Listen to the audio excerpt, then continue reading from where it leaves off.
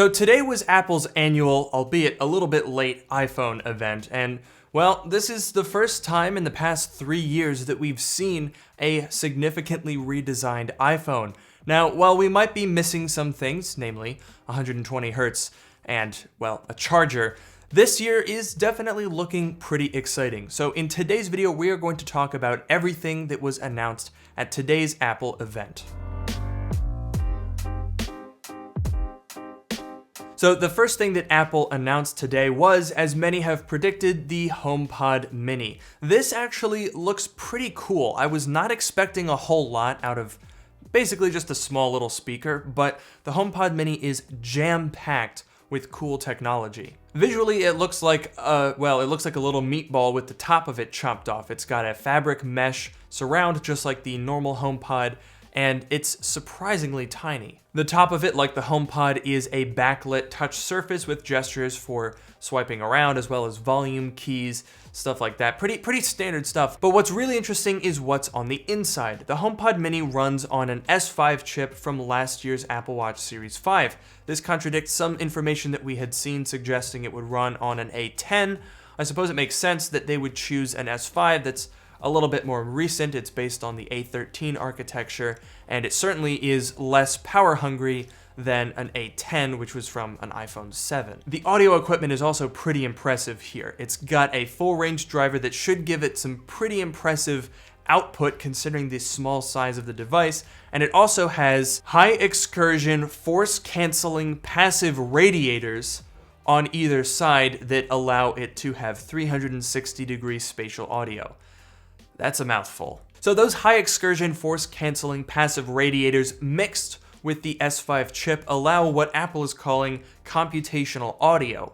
It analyzes the music you're listening to and it tunes for loudness, dynamic range, and the movement of the drivers and passive radiators before it actually plays the sound, which should allow you to have really rich, deep sound, even though it's a very small device. The HomePod Mini also makes use of Apple's U1 chip for location. So if you get close to it with your iPhone, it'll have audio and haptic feedback to let you know that the HomePod knows that you're getting close to it. I'm wondering if this will allow some really cool tech in terms of spatial audio, because in theory, if you put a couple of HomePods in your room and they can all figure out where you are, then they can tune the audio to your location.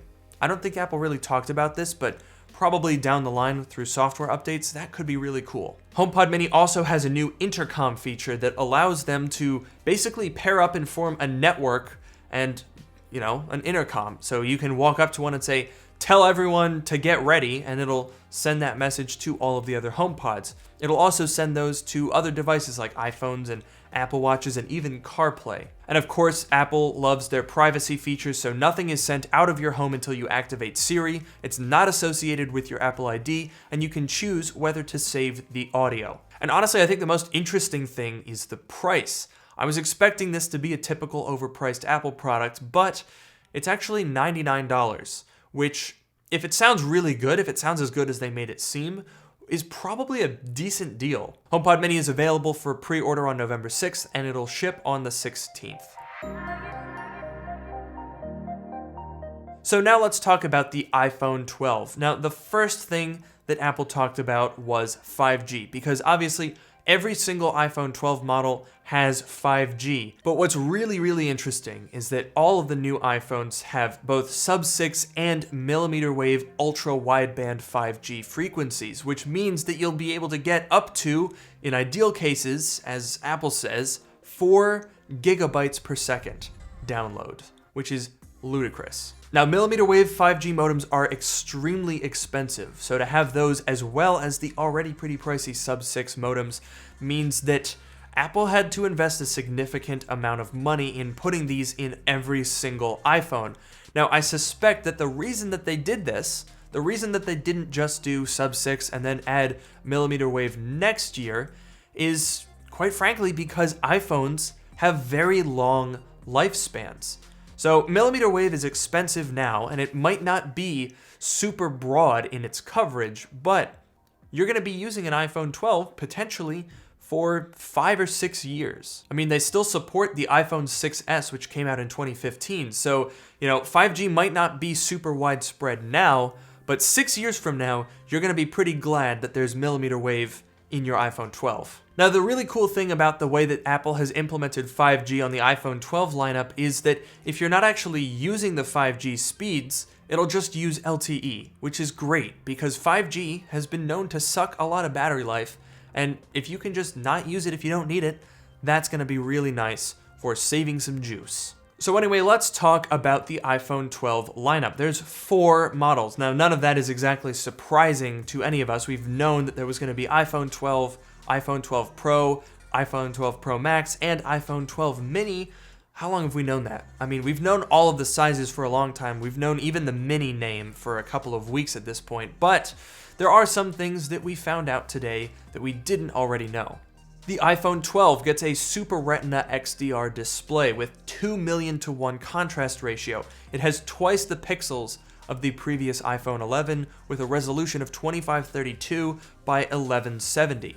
That is a big difference because, if you follow tech at all, then the iPhone XR and 11 were criticized by the Android community and by some in the iPhone community for being, a little bit low resolution. They were not even 1080p and they were LCD displays. No longer is that an issue. And thanks to the thinner bezels, we have the same 6.1-inch display size, but it's 11% thinner, 15% smaller volume, and 16% lighter. Now, curiously, shrinking the dimensions like that also means that they've likely shrunk the battery, but as far as what they're telling us, the battery life shouldn't be any different. And likely that's due to the A14 Bionic because now that we're on a 5nm process, it's going to be able to sip less power while also being more powerful. Now, one thing that we definitely didn't hear a whole lot about was the new display glass. Now, I know a lot of you out there who are watching this video on a cracked iPhone will be happy to know that there is a new, as Apple is calling it, ceramic shield. It's a new technology that adds high-temperature nanoceramic crystals in the glass matrix. Apple's claiming this offers 4 times better drop performance, so that is going to be great news. Now, you know that I'm not going to be testing that. I'm not going to be destroying my iPhone 12s, but I'm sure that on launch day you will find plenty of videos of people demolishing their iPhones in the name of science. So let's talk real quick about the cameras. Now, not a lot changed. In fact, when Apple introduced the ultrawide, they referred to it as the ultrawide camera that everybody loves, which is just Apple code for we didn't change anything. But the wide-angle lens is now a 1.6 aperture, 7-element lens, which allows for 27% better low-light photography. There's also new computational photography being applied to better recognize faces and the subtle differences in sky tones, as well as the texture in rocks. This also allows Apple to bring night mode to all of the cameras, so ultra-wide, wide, and the front-facing selfie camera. And now we get to, quite frankly, one of my favorite parts of this event. MagSafe is back, baby. Yeah, baby! That's what I've been waiting for. That's what it's all about. There's a ring of magnets embedded in the back of the phone that allows for some really, really cool accessories. So for $40, you can get the new MagSafe charger, which, by the way, does not come with a charger brick. So you're gonna have to buy a charger brick in addition to the charger, in addition to the iPhone. And there's also a range of cases. Now, the most interesting thing to me about those cases were, it's a change to the way that iPhone cases have historically worked. So here's, for example, a third-party iPhone 12 Pro Max case. Now, if I put my iPhone XS Max in here, you'll notice something.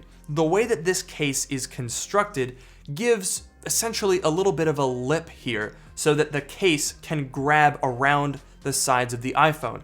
Now that means that if you ever have a phone case, which most people do, you'll notice that it is actually a little bit elevated from the screen of the phone. That's how it's holding on. But because the iPhone 12 has squared off sides, it doesn't really have much of a case to grab onto, and it has very, very thin bezels, MagSafe allows the case to attach on the back, meaning that you can have thinner sides and they don't have to stick up as much. So that's something that we'll definitely have to look forward to when we can actually see how these MagSafe cases look. It could be pretty cool. And then, of course, we have what I think was probably the star of the show, the iPhone 12 mini. This thing is tiny. It's a 5.4-inch display in a footprint that's smaller than an iPhone SE. Here's my iPhone SE, and here's an iPhone 12 mini third-party case. Look at that, it's not even close. There's no way that this is gonna fit. So we're getting a larger display that's also OLED in a 5G phone that's this tiny. Oh my gosh, it's gonna sell like hotcakes. And you're not missing out on any features. Obviously, it's gonna have a smaller display with a resolution of 2340 by 1080 compared to 2532 by 1170. That's pretty much what you would expect. And there's probably gonna be a slight trade-off in battery life.